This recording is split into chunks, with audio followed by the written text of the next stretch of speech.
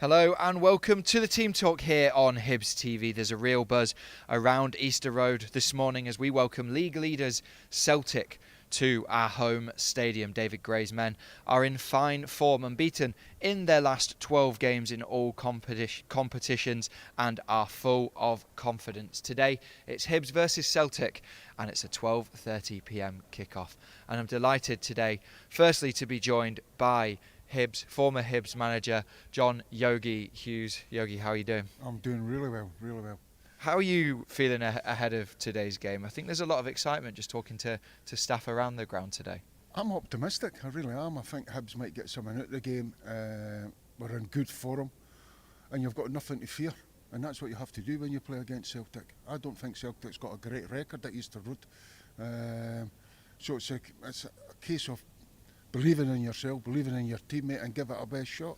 Was that always your message when you were sat in the dressing room as a player and a manager here, that you have to attack these games full of confidence? Yeah, you have to have confidence. There has to be no fear. And I think that where you get your confidence from is you just need to look at the last time we played Rangers, fantastic. So you can go and compete with them, but you have to give the opposition all the credit that they deserve, and you have to be careful tactically, because if you go gun-ho, Celtic are more than capable of opening you up.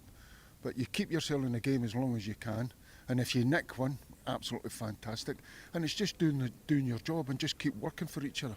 And I suppose from a kind of Celtic point of view, they might come into today a little bit kind of fatigued after Tuesday night. By the way, it was an excellent performance against Bayern Munich and they were unlucky in the end. Well, if you mention that, you're probably saying in terms of fatigue physically, no, I don't think so. I think they'll have a couple of days to recover mentally, which it goes a lot people don't talk about. To get themselves up to play against Bayern Munich and to give that kind of performance, absolutely fantastic.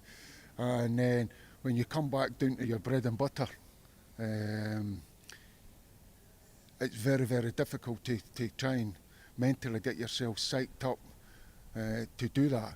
But they're going to have to do it because this is Hibs Cup final. Every time they play against the Old Firm, you've got that mental boost. You're up, you're ready to go, and you just look forward to it.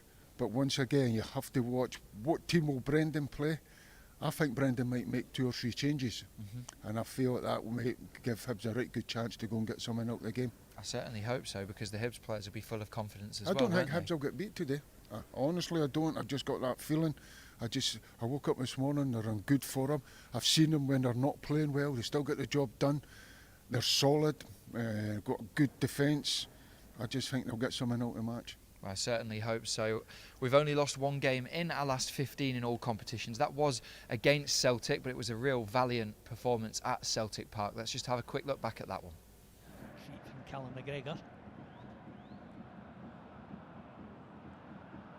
It's well won by Nectar Triantis. Chance here for Hibs. Kukarevich is through. Can he finish? He can. That was a golden opportunity. Nikola Kukarevich will feel he certainly should have converted. Kuhn for Celtic on this near touchline. Faced in by Obita. Johnson plays the ball into Hibs area. It's so easy. It's a kind of awkward ball from Kukarevich back to Rocky that is frustrating. That's a great ball forward, though. Hibs now with a chance on the far side. Cut back by Lewis Miller. Oh, Joe Newell from around the penalty spot skies it over the crossbar. Another golden opportunity. Triantis did well there. Again, he slightly overran that, but he managed to get possession back. A good solid tackle. Ball forward. Chance here again for Kukarevich. 1-on-1 with Schmeichel. Again, the Ukrainian overruns it and can't beat. McCowan once again. Looks like he'll be the architect of it. And it comes to the near post. It's a goal for Celtic. I think it's an own goal. Gets it nicked away from him though by Luke McCowan. Chance here again, Eli Ewan, and another chance for Hibs, and Schmeichel denies. Out swinging this time. Oh, great save from Jordan Smith. That is a good save from the Hibs keeper. No, it hasn't been a physical game, but certainly no malice or intent in any of the. Chance here for Celtic. That's a lovely finish from Kyogo.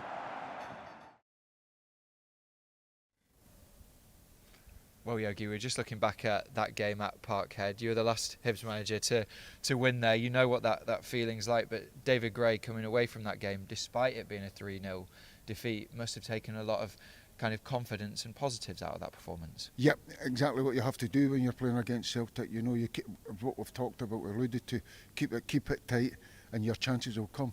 And if Hibs get the chances as they got at Parkhead, they get these chances today, and you take a few, then you win the game. You know, Kasper Schmeichel was man of the match, wasn't he? Yeah. So it just tells you how good Hibs played that day, and a wee bit more today, a wee bit of the same today, a wee bit of a wee bit of belief and go and have a go at them. Yeah, you could see in that game David Gray's game plan was pretty much executed by the players. It was just obviously in both boxes that let us down. He'll be hoping for something similar today, but obviously to take those chances. To take the chances, and you don't usually, especially at Parkhead, get that many chances against Celtic. So if we get that many today, hopefully we can take a few. Yeah, this will be the 4th time this season we've played Celtic. We've then got them in the Cup following this as well. We could end up playing them 6 times this year, but David Gray should know all about them because of the number of times we've already played them. Yep, definitely. My worry about that, just a little bit, we're setting the 5 at the back and the Celtic play out and out wingers, and I just think sometimes when you do that you get pinned in. Today you're going to have to suffer. Hibs will have to suffer a lot without the ball. That doesn't mean to say you're not always in the game.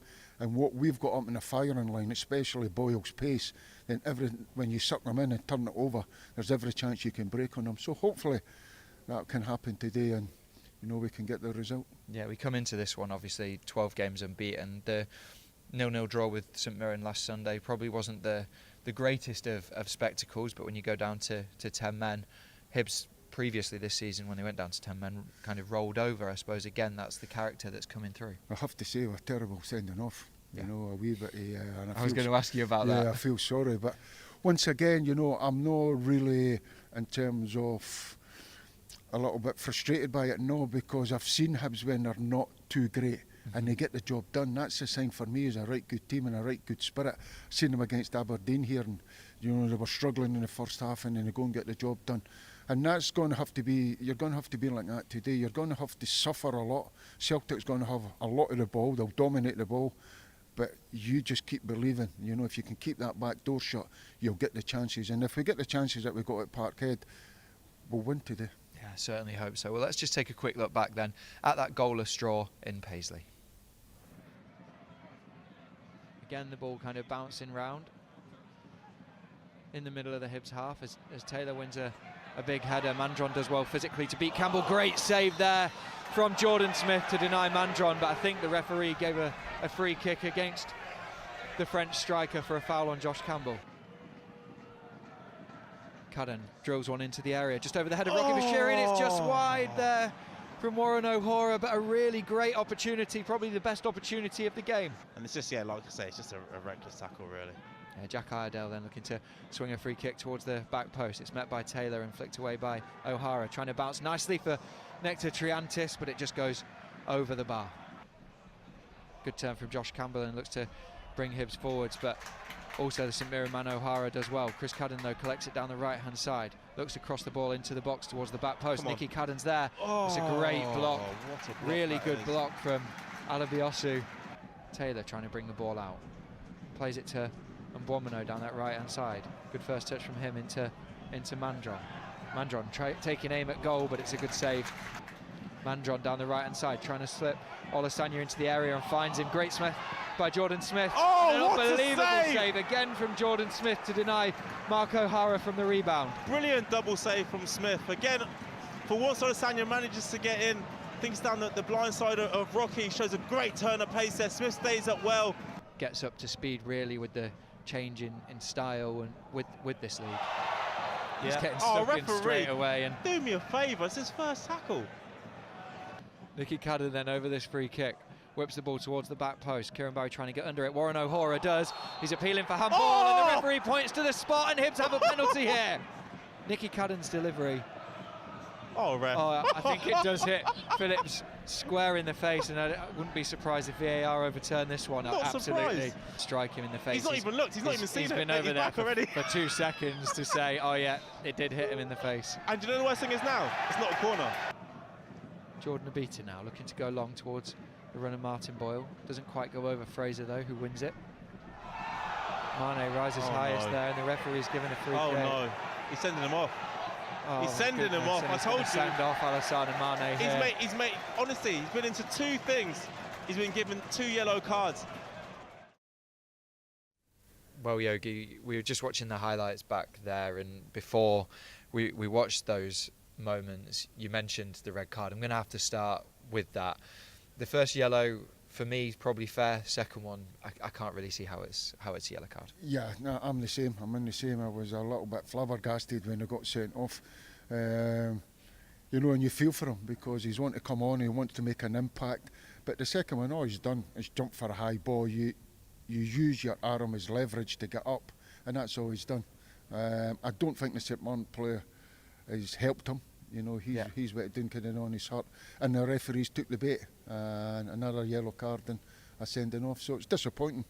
Yeah, it's frustrating going into today as well, because in terms of those kind of midfield options that David Gray has, he's missing Kwon, he's missing Dylan Levitt, he's now missing Alassane Mane. Joe Newell's back in training but probably not fit to start the game, so he's actually probably left with Nectar Triantis and Nathan Mariah-Welsh. Yep, and it's just, you're going to have to get on with it, and that's really disappointing because this time of the season and the form at Hibs are on and where they want to go, you need all your players available, and any manager will tell you that if you've got that, you've got a chance. Yeah, absolutely. And one moment in that game that we were speaking about off camera was that fantastic double save from Jordan Smith. How impressed have you been with him?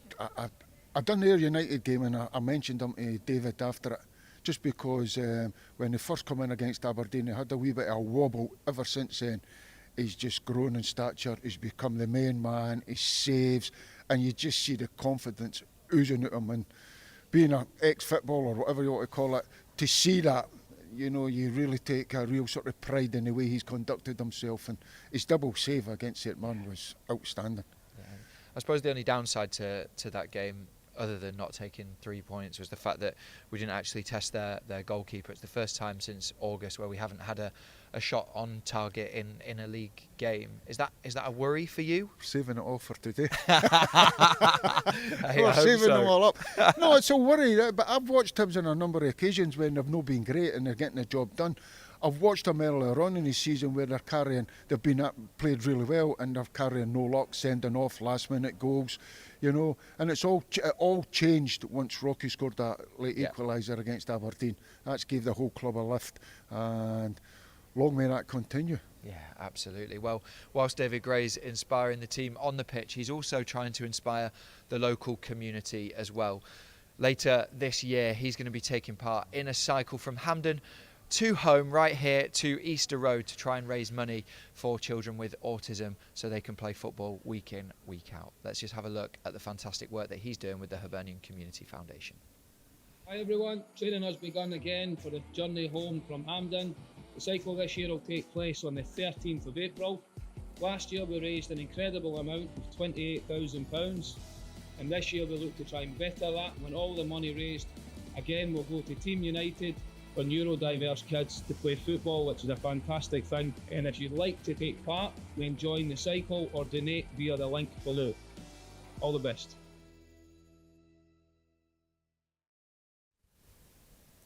Well, if you want to get involved or to donate to David Gray and the guys that are taking part in the cycle, please head to our Just Giving page or head across to the Hibernian Community Foundation social media accounts. We're going to take a very short break now, but make sure you stay with us because we'll have more analysis from Yogi alongside hearing from David Gray and Hibees Pride 2 ahead of today's football versus homophobia match.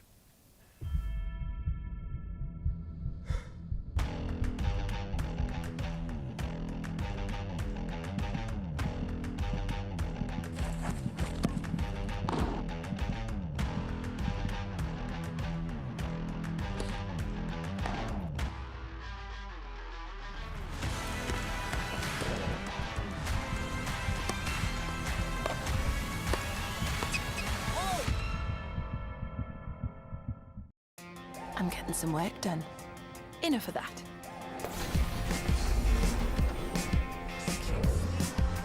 I am totally winning! Oh, and relaxing. Here's your water. With a coffee, thank you. I love this film. I'm doing all of this on my way to Mum's. Because it's all possible on an LNER train. Next stop, London. And I'm almost there.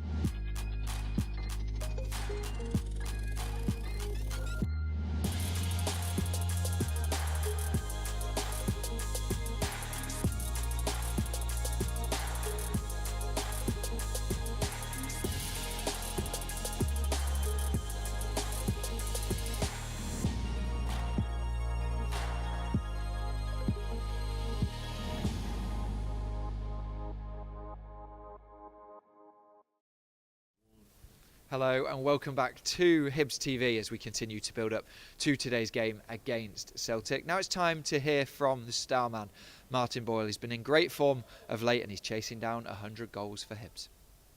Yeah, we have to manage a game. Extremely difficult, we all know that. I'd say when we get the chances we have to be clinical and take them. And also be switched on all times at the back. Sharp team, causes problems up front.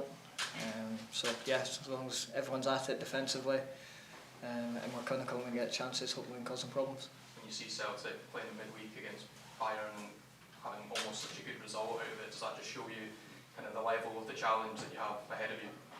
Yeah, it's always a challenge when we play them. It doesn't get any easier. They're progressing every year. It's difficult, but as long as we can stay in the game, we're at home as well, so hopefully we can have a go. Obviously, midweek game, you'd think that they're tired of that, but their mentality won't change. Their squad depth as well. So, yeah, as long as we can get after them at the start, hopefully cause them a lot of problems. And obviously, we want to take a positive result out of the game.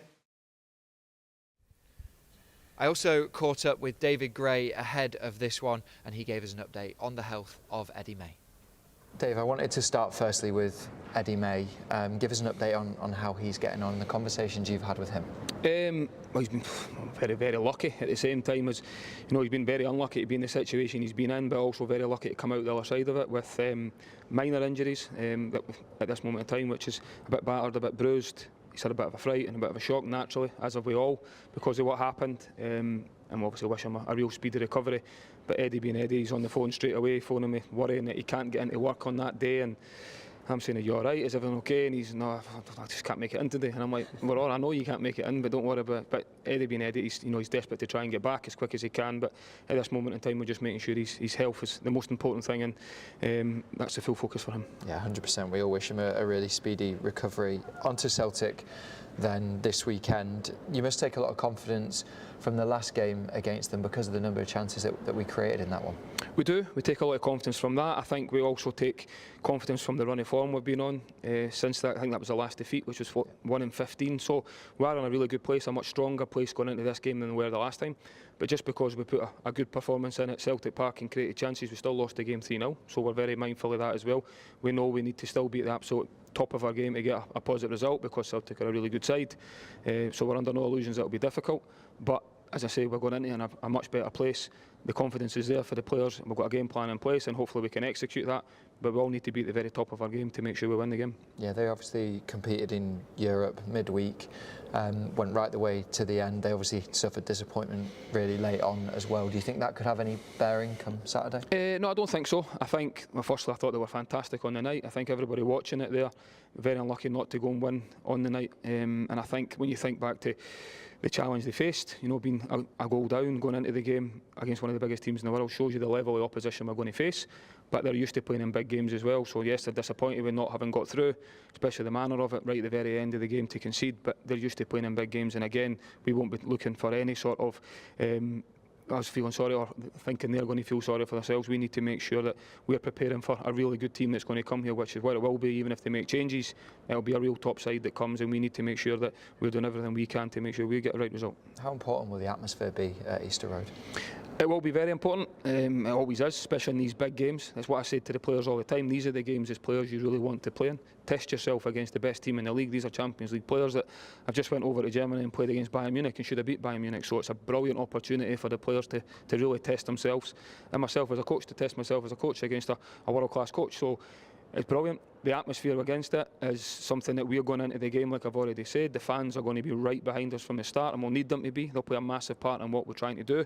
And I know they'll be right behind us right to the very end as well, which we'll need them to be because it is an opportunity for us. We're going into the game trying to win the game. It'll be difficult, we know that, but the full focus is to try and get 3 points. Yeah, just on team news then, going into the weekend, how are we looking?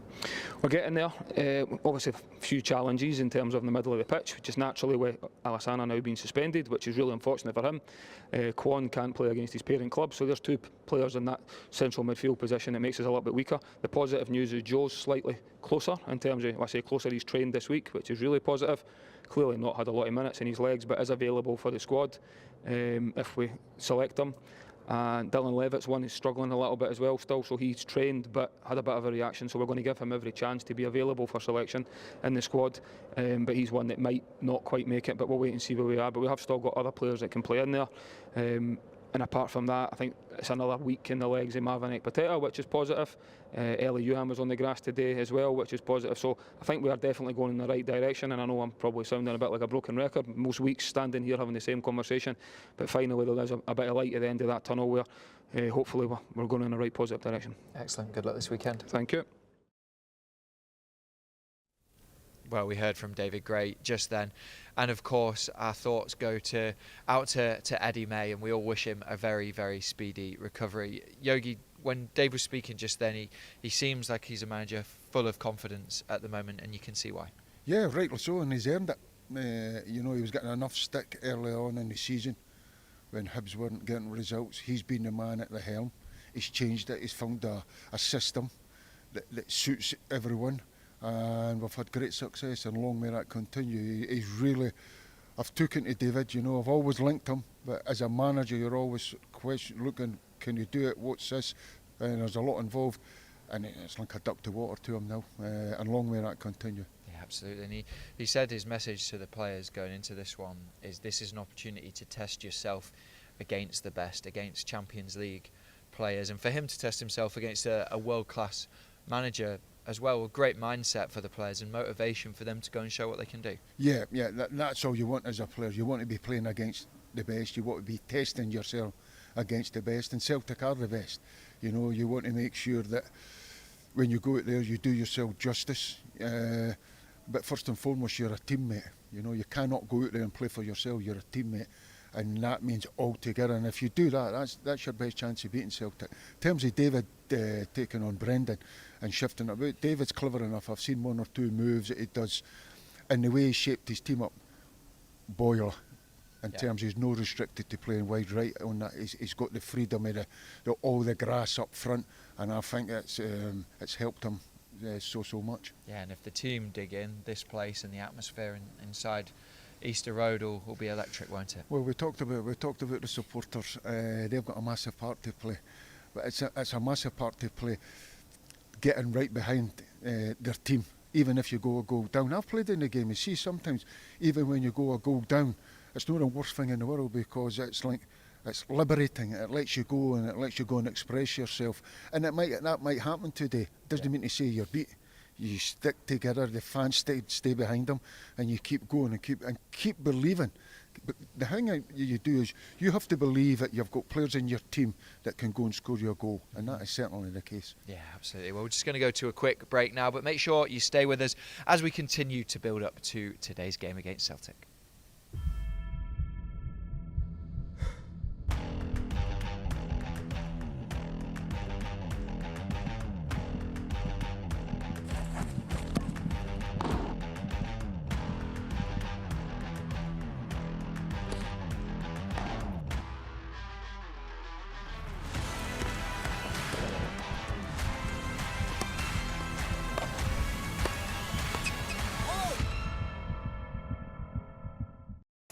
I'm getting some work done. Enough of that.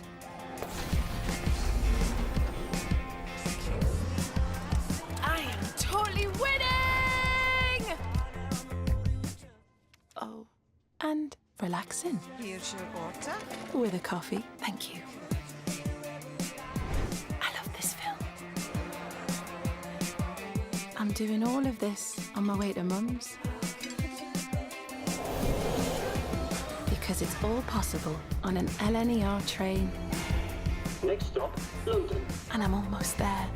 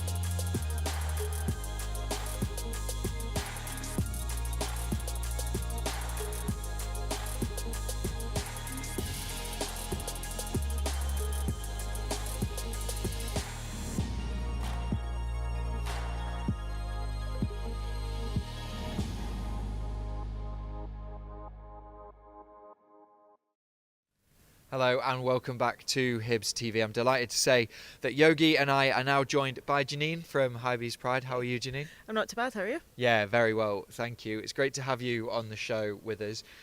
Today's obviously our football versus homophobia game. Just tell us how important that is for football versus homophobia alongside Hibees Pride. It's important for us because society's caught up and what we need is the sport to catch up as well. So as much as we're doing well in the under-18s and the women's match, it's the men's match that we really need to get the fans behind and show that Easter Road and every other stadium in Scotland is a place where anybody can be anybody. Yeah, and obviously this is the month of action for football versus homophobia as well. How good is it and how happy are you as a group that today's match is highlighting the month of action? I mean, for us it's impressive that we've got such a high profile game both for the men's match and the women's match, because theirs is also going to be against Celtic, and just using that high profile platform and having the support from Hibernian Football Club is just great for us, and knowing that we've got the backing from everybody too. Just tell us a little bit about Hibees Pride and what you guys are doing and how the group's evolved over the last 2 years.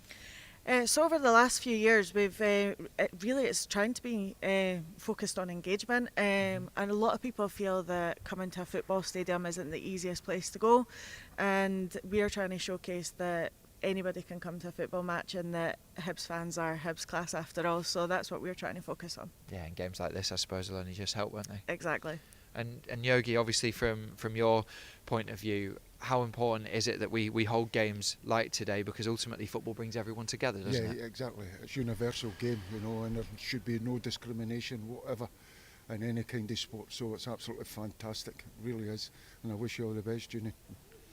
Well, Football versus Homophobia is also being supported by the Hibs women team in their next home game, which is against Celtic in early March. And the Hibs women have a fantastic game to look forward to as well. Some kind of cup final, I think.